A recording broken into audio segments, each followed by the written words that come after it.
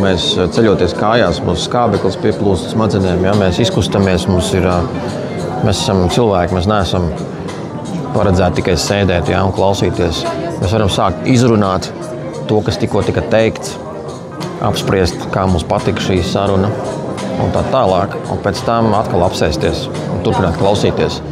Un tad miksējot šos te formātus, pavisam cits sajūta.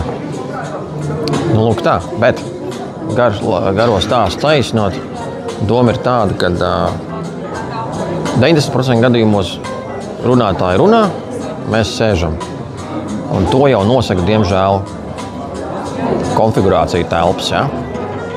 Un tās metaforās runājot, mēs daudz runājam par to, kā vidi ietekmē cilvēku. Nu, lūk, reāls piemērs. Ja? Atnāk, tā kā skolā apsēdies, un tā jau ir tā vide, kas ietekmē to cilvēku. Nu, lūk, tāpēc pamainīsim krēslus, atbrīvosim telpu un radīsim citu vidi. Būs baigi forši.